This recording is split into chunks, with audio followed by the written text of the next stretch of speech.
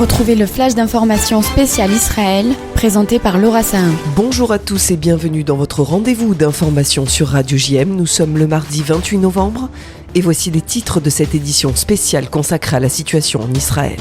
11 nouveaux otages ont été libérés hier soir par le groupe terroriste du Hamas. Les 6 travailleurs thaïlandais dont la libération avait été annoncée en même temps n'ont finalement pas été relâchés ce lundi. Parmi les otages libérés, 3 jeunes franco-israéliens, Ethan, 12 ans, Erez, 12 ans et Sahar, 16 ans. Emmanuel Macron se dit extrêmement heureux de cette annonce et reste pleinement mobilisé pour obtenir la libération de tous les otages. Fin de citation. De son côté, la députée d'Aix-en-Provence, Anne-Laurence Pétel, a affirmé sur le réseau social X son immense joie et soulagement, elle qui parrainait Erez, 12 ans, en captivité depuis le 7 octobre.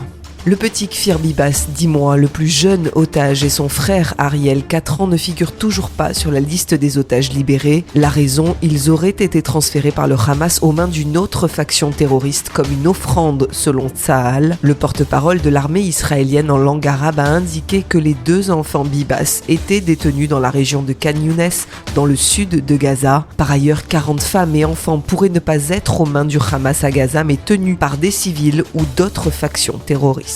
2 jours supplémentaires de trêve ont été conclus entre Israël et le Hamas, une information confirmée par l'État hébreu et le Qatar. Un nouvel accord qui ouvre la voie à la libération de 20 otages supplémentaires aujourd'hui et demain. La Maison-Blanche salue la prolongation de la trêve à Gaza et appelle à l'étendre encore. Selon les estimations, 161 otages, dont 9 enfants, sont toujours aux mains des terroristes.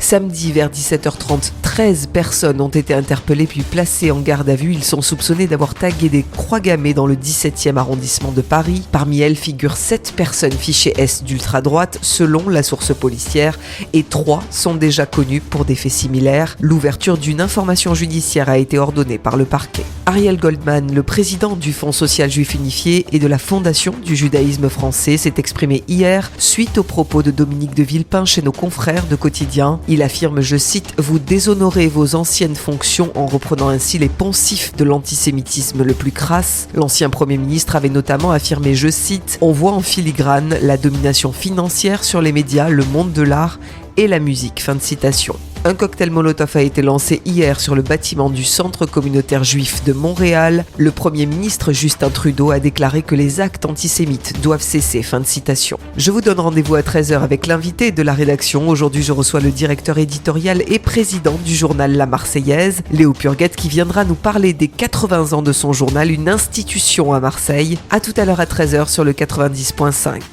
Enfin, n'oubliez pas tout de suite après ce journal, le magazine d'information L'Instant Mag. Magali Barthès nous emmène en voyage ce matin avec la plateforme Pump My Trip qui permet de bénéficier de bons plans délivrés par les habitants locaux. Elle reçoit aujourd'hui le cofondateur de cette plateforme, le Marseillais Guilain Fouque. A tout de suite sur Radio JM. Vous venez d'écouter le flash d'information spécial Israël, présenté par Laura Sahin.